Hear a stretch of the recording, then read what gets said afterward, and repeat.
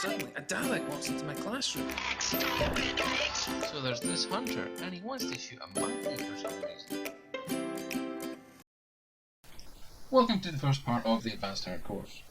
This topic is the electromagnetism one. It consists of 3 subunits. The first is on electric fields, the second is on magnetism, and the third is on electronics. That's capacitors and inductors here. What you see on the screen just now is my own personal index of my own paper notes. I'll be giving you access to a set of digital photographs of these, and it's up to you if you want to print them out or make your own. Either way works just fine. One thing I would impress upon you is that the scale of the course means it's actually really quite tricky to keep track of everything, even for me as a teacher who's been through this many times. So when I made my notes the first time, I took the time to have this little index which gives me the page numbers for each of the concepts, as well as when the equations are introduced. That bit for this particular subunit I'd say is really important. You see, there are maybe 4 or 5 equations that are very, very similar looking, and the concepts are all abstract enough that it's quite hard to get a strong handle on exactly what we're meaning by the words. Therefore, when you meet them, you sort of follow them okay, but if you have a gap, well, they tend to blur back together in your mind. So I highly recommend you do everything you can to force these concepts to be as distinct as possible from each other in your mind. My way of doing that was writing them on a whiteboard where I previously worked and having them listed in this index, and it's worked out really well for me. Once you know what concept is which, it's actually quite easy, this topic, but it can take a while to get there. The other thing that's maybe new or unusual to you is that at advanced higher level we have to be quite formal with our language. We take quite a lot of care in physics to define our terms really carefully. So we'll have word definitions, but the equation is the main one. And part of that includes defining what our symbols mean and also the units. And the first one here you can see is a formal definition of the concept of electrical charge. I know you're already familiar with it, but let's go through this one to sort of introduce the language to you. We're saying here that electric charge is something that's carried by protons and electrons, nothing else. And the fundamental unit of that charge, that means the sort of tiniest piece of it, the smallest building block, is given the symbol little e, and its size is 1.60 times 10 to the minus 19 coulombs. Now, you might have puzzled years ago that when we're measuring things like current, why don't we just say there's 50 electrons per second, or 5 million, or 2 billion, or whatever it happens to be? Well, the reason for that is the numbers are quite big for a start, but also we understood to some extent things like current way before we knew what the charge was on the electron. That's a relatively modern piece of knowledge. So the Coulomb was introduced a long time ago, and only after we discovered the size of the charge on the electron did we bother about trying to figure out how many coulombs per electron and so on. But if you want to do the sum, you can take a whole, that's 1 coulomb, and divide it up into this many pieces. So this is the charge for each one, so the whole divided by that gives you the number of electrons that you're going to need to make up 1 full coulomb. And you can see it's a very, very big number. It's 6 times 10 to the power of 18. So if you're powering your 240 watt lamp or something, maybe it's a floodlight, you'd have this many electrons going round your circuit at mains voltage every second. And nobody wants to be talking about that kind of scale of numbers. It's just not very useful. So the Coulomb was introduced as a big unit, a big group, and that makes the language a little bit simpler. In terms of electrical currents, I've already said you have many electrons going around, but in terms of electrostatics and electric fields, well, actually you have far fewer. If you have a very large number of negative or positive charges building up on a material, it gets harder and harder to pack them in together, and it becomes easier and easier for them to leave that material. So it's actually really quite tricky to have a whole coulomb of charge crammed onto one little surface. For that reason, it tends to be in sort of school and lab conditions that nanocoulombs are more typical, or maybe microcoulombs, and at the smaller side, picocoulombs. This is what we commonly talk about. The reason we still define the coulomb as being a really big unit is just because it's more convenient for many other people as well, and it kind of ties in quite nicely. It's sort of like the mole from chemistry. It plays a similar role. Today's topic is on Coulomb's law, and you can see it's coming in at the bottom, but before we get there, I'd like to talk about the history just a little bit, because although you don't necessarily need to understand how the ideas developed in order to use them, it's always worth bearing in mind that the story of physics, and indeed all science, is very much a story that's in the process of being written. So we don't want to view it as just this is the final result, this is everything that's right, and everything beforehand was nonsense. We want to view it as a series of developments of thinking. In this particular case, the earliest records we have of people studying this or knowing about it comes in about 600 BC.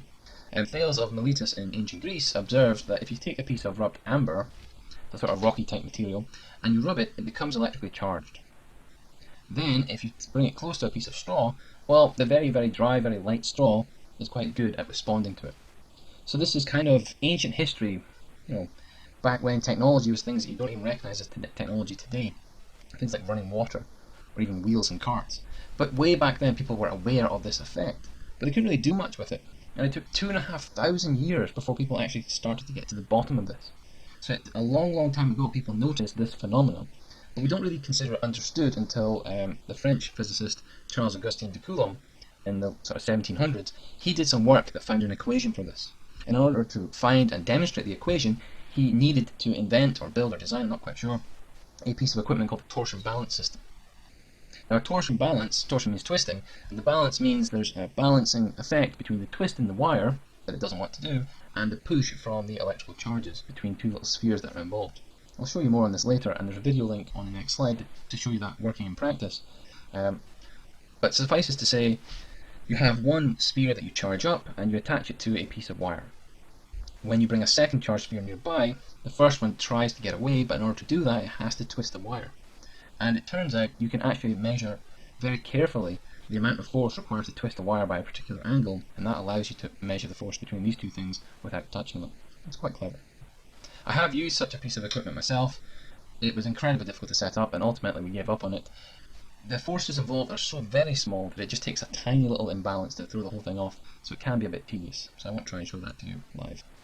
Anyway, Coulomb's law, what did he discover? Well, he discovered that the force between two charges depends upon the size of each charge. That's a sort of directly proportional relationship.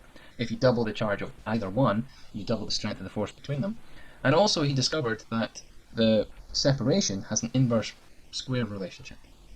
So if you double the distance between them, you don't get half the force, you get a quarter of the force. This is similar to Newton's work on gravity. It's also similar to the inverse square law for light.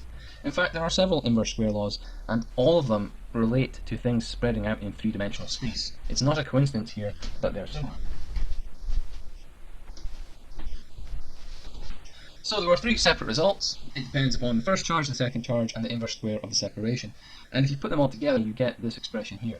The force, and this fish symbol means, is proportional to this combination. Now you can experimentally demonstrate that. The problem with experimental methods is that you're never sure you've accounted for every variable. There could be a fourth variable in there that you hadn't really realised. It might depend on the temperature, say. Now it turns out it doesn't, but it's hard to be sure if you're just doing it from an experimental basis. If you want to turn this proportional relationship into an equation, where it's f equals something, well, you need to work out what the fundamental unit is, what the constant of proportionality is, in other words, what this k value is. And you can think of it as, well, how big would the force be if I had everything else set to 1? So 1 coulomb of charge next to another 1 coulomb of charge 1 meter apart. How big would that force be? And it turns out it's a very big number. It turns out it's, roughly 9 to the power of 9. This is a very big number indeed. If you compare it to big G, which has a similar role for gravity, it's a very, very big difference indeed, because big G has a big negative exponent, where this one has a big positive exponent. There is unfortunately a slight complication. You see, people try to be lazy and they try to be efficient and to make things easy for themselves and easy for everyone else. But often it's a compromise, and this is one of them, I'm afraid. It turns out in many of the calculations that come later, there is a 4 pi factor. And it sure is easier if you can just kind of cancel that out without having to deal with it all the time. But in order to let further future work do that, they've had to artificially introduce one here, which makes your life slightly more annoying than it would otherwise have to be. So instead of talking about k being this value, we change it a little bit. We introduce a new constant called epsilon naught, which is the permittivity of free space. That's how easy it is for electric fields to travel through space. And we say that's equal to this value, 1 divided by the value of k, multiplied by 4 pi. Or you can rearrange it this way. As I said, it's slightly annoying. It doesn't actually change much. Either way, you have one constant and there's a 4 pi term. It just makes the equations look a bit scarier. It adds an extra step in your calculation. But it's kind of good for physics as a whole in the longer term, and I'm afraid you're just going to have to take my word for that. The value of epsilon naught is 8.85 times 10 to the minus 12. You might think, well, that's a small number, but remember it's inverse in this relationship, so that keeps it as a big thing. It's also worth pointing out that the electrostatic force is a vector. Its direction depends upon the sign of either of the charges. It's either going to be attractive or repulsive. This is slightly more complicated than the gravitational force, which is always attractive, and these are kind of the two reasons why this is part of the advanced higher course and the gravitational equations are part of the higher one. This 4 pi epsilon naught makes the the thing as a whole slightly more demanding, and the two different directions makes it trickier as well. I guess you could argue that it's also a bit harder because you have to deal with something that's slightly more abstract than gravity, which is a really familiar thing. So before looking at the actual equipment and so on, here's a worked example, and it's about as simple as it can get. We're saying there are 2 point charges. That's just our sort of physicist approximation to try and get away from the fact that in real life things have three-dimensional shape and a certain surface and so on makes it slightly more complex. But as long as you have charges that are on relatively small objects compared to the space between them, this is pretty true, and it means that you can simplify things a lot. So 2 point charges, which we're assuming have no volume, just tiny little points, are separated by a distance of 0.2 meters. One of them has a charge of plus 2 microcoulombs, and the other has a charge of minus 1 microcoulomb. And we're asked to calculate the force between them. So, as always, I strongly recommend a diagram. Probably, being your advanced higher student, you were able to do really quite well at the higher course, but the advice I gave at every single level is to always have diagrams for your working. It makes your life so much easier, it streamlines the process, believe it or not, it reduces the chances of errors, and it just, in general, makes for better notes and better thinking. So I extract the information out that I need, and here, as I say, it's quite simple, but we have two circles representing the point charges, we label them, and I'm drawing on with little arrows the direction of the force. Because these are opposite charges, they're going to attract each other. So I can straight away tell you the direction of those forces. This is quite a handy thing, because it tends to be that if you put all the pluses and minuses into the equations, it does work out if you do it properly, but it just makes life harder. So visually at the diagram stage, work out which ones are going to be attractive and repulsive, and then when you use the equation, well, this little bar trick, the sort of magnitude of the vector is quite handy because it shortcuts things. You don't have to worry about putting in the pluses and minuses. So F is 1 over 4 pi epsilon naught times Q1 Q2 over R squared. You substitute all the numbers in. Don't forget to actually square the value of R. It's very common for people to write down R squared and then just ignore it. And then we put all that into the calculator and out pops 0.450 newtons. We have to specify a direction because this is a vector. And here, the easiest way to do that is to say it's an attraction, because we're answering the size of the force between both spheres. That way we can sort of answer it all in one. If we were asked just for the size of the force on, say, charge number 1, we might say it's 0.450 newtons to the right. If we were asked it for number 2, we'd say 0.450 newtons to the left. If you have a diagram drawn, you can also usually get away with saying in the direction shown. That makes life a lot easier.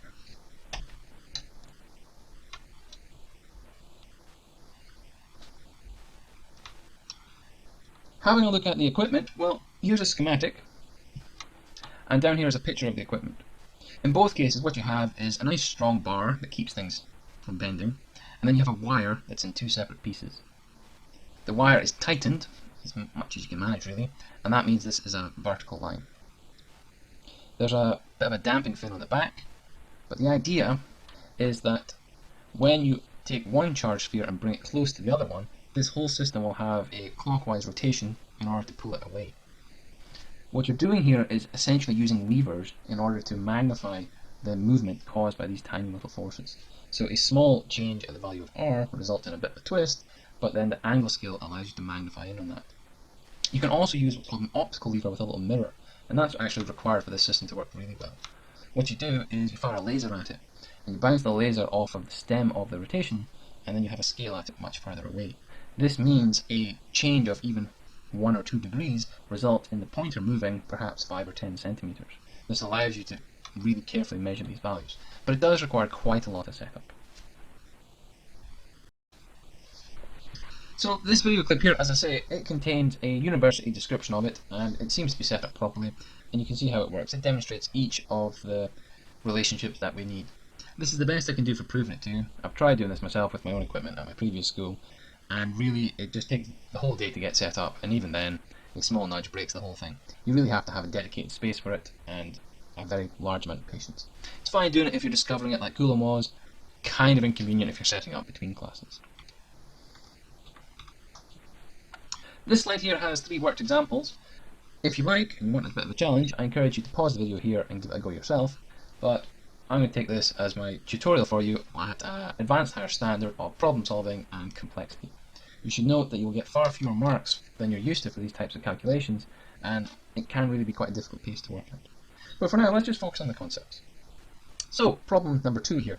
Now we have 3 objects, each of them with a specified charge. And what we've been asked to do is work out the size of the force acting on charge B. This might seem really complicated, but actually it's really not. You see, the beauty of Coulomb's law is it tells you the force between any two charges in the entire universe, and because they're vectors, if you have 10 of them or 50 of them or 1,000, you just calculate the value of each one and then add them all up. I'm quite certain that sounds like a very tedious process, and if I were paid to do that all day, I'd get sick of it too. But at least conceptually, it's simple. Having additional charges in the mix doesn't change the actual sum in any complicated way. So what we're going to do is basically say that for B, that's what we're interested in, it's going to feel a force due to C, and it's going to feel a force due to A. I've added labels on here in a different colour to sort of distinguish it. I've said the force from C on B is going to be in this direction. That's because this is positive and C's charge is negative, so C will pull B towards it. Also, you've got to now think about A. What's A going to do? Well, A is positive, B is positive, so they don't like each other, and A is going to push B away. So A is going to push on B towards the right. So both of my forces acting on B here are going to work together to push B towards the right. I'm not going to talk about what A does to C, or what C does to A, or what B does to any of them, because that's not what the question is asking. And you might say, well, surely as soon as this actually gets a chance to go, if you have this as a photograph and then turn it into a video and hit play, as soon as B moves, everything's going to change. And you're right, that would happen. But we're not dealing with that, we're just doing one step. So for both of my sums, I'm going to use the same equation, Coulomb's law. The force is 1 over 4 pi epsilon naught, times the charge on one, charge on the other, divided by the separation squared. Notice in my line of working, I've labelled my charges in the question. Sometimes you won't have that, introduce it if you need it. And then I put subscripts for charge A and charge B. Again, I'm only working out the sizes here, so I'm not interested in negatives. I substitute all my numbers in, I get a value for the force from A on B. I do the same on the other side, I get a value for the force from C on to B. I'm then going to have a separate statement. I'm going to say the total force on B equals this charge, that force, plus that force, and then I work it all out. Finally, you have to give a direction, because again, it's a vector. Well, I'm going to say the force is 8.10 newtons towards charge C, or you might say towards the right. Example number 3 is in some ways the same. You have charges A, B, C, we've given them slightly different values, doesn't matter too much. They're not equally spaced, but again, doesn't really matter too much. But it's a bit trickier, because it isn't all in a line. Well, how do we deal with that? It turns out the new bit is pretty much the same as any bit. We work out for each pair what the force is going to be, and then that gets us to the end of the first part. Then we have to combine them together. But you already know how to combine two forces together. Since National 5, I've said, well, if there's a force of 3 to the right and 2 up the way, you can construct a triangle and work out what that force is going to be. So there's a bit of vector work, and that's sort of implied here, which makes it a bit trickier to follow. But I'm sure you'll get used to it. So the force on from A on B is going to be in this direction. A is going to pull B towards it, and also C is going to push charge number B up the way, because they're both negative, they don't like each other. So B is going to get pushed up, and it's going to get pulled to the left. We work out the sizes of each force, just like before, and you get two values. What you then need to do is construct a triangle to add the vectors. We have a vertical part, and we have a to the left part. That's what I've drawn up here. I've said starting at the original position, I have one vector here up the way, and one vector to the left. I really should have drawn little arrows onto this diagram. That's an oversight on my part. And what we're trying to find is the resultant vector. So we need to work out the size of this first of all, and to do that we use the Pythagoras formula. And we do the sum, and it turns out to be 13.2 micronewtons. Okay, fine. What usually goes wrong here? Well, at National 5 level, people don't remember to work out the angles. At higher level, they don't remember to work out the angles. And I'm afraid you guessed it, at advanced higher, it's quite common for people to forget to work out the angles as well. How do we do that? Well, we use SOHCAHTOA, usually the tan function, and you can work out the value of this angle here. It turns out to be 18.4 degrees. At advanced higher, it's common to quote angles in radians. You're welcome to for this type of situation if you want, but there's no real need to. Degrees works just fine. The bit that can be tricky is to specify a reference. I mean, you could talk about a bearing, but sometimes you can imagine these things being floating about in three-dimensional space where north doesn't really exist. So what I've chosen to go with here, as I've said, it's 13.2 micronewtons at an angle of 18.4 degrees, anti-clockwise from vertical. So this is vertical, and I went anti-clockwise to get to here. You could talk about a bearing, as I say, it's sort of up to you. If you are quoting bearings, it's a good idea to draw a compass rose on your page to indicate where you're meaning north to be. The final example is slightly trickier. You have your three charges arranged in a triangle this time, and it's not a sort of, there is a right angle involved, but it's a bit trickier than before. Here we're asked to work out the resultant force on charge A from B and C. And again, we have the usual arrangement of charges given to us. Well, this time B is going to have a positive charge, A is going to have a positive charge, so B is going to push A up in this direction shown here.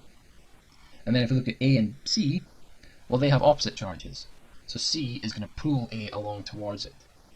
So the charge at A is going to have two components, one in the BA line and one in the CA line, as shown in this diagram. The next step is the same as it's been for the last two or three. You use Coulomb's law to work out the size of each force. Keep track of your sort of symbols, keep track of your subscripts. It's quite easy to get thrown here. There's just mechanically quite a lot of details going on. Once you've got the two sizes, what you need to do is combine the vectors together with a vector diagram. And you can see, because there's a right angle in this triangle here, we know there's a right angle between the two of those. So that's what this mini diagram here is showing. You can directly use the cosine rule if you prefer, but equally you can pick up one vector and move it along to add the vectors tip to tail. That's what I've done here, and you can work out the size of the resultant vector as well as the angle using Pythagoras and SumPy. In this case, we have to define our angles in a bit of a strange way. It really doesn't make sense to talk about a bearing here. So I said the force is 1.34 newtons at 61 degrees, as shown in the diagram. If you've got a good diagram, that's fine. But another way of saying it is 61 degrees clockwise from the line AC. So this is AC, and we're going to start from where we were, and we're not going to go along AC, we're going to go at 61 degrees up from it. That's actually a bit of a mistake. It should be 61 degrees anti-clockwise, because this is the line A to C, and we're actually going over in this direction roughly. So 61 degrees up from there, or anti-clockwise from there. That's the end of this section. So it's introducing you to some basic fundamentals, a little bit of context. It gives you a new equation, shows you the proof and the evidence for it, or at least it gives you a description of how we would get that proof. And then there are a series of several examples. I'd like you to try the attached questions for homework and give it your best shot. Do consult the video if you're not sure. You can work together, but it's always best to it's always best to give it a go for yourself the first time. And then I'll try and post solutions in a video format for you by the end of the week. I wish you the best of luck. Thank you very much for listening.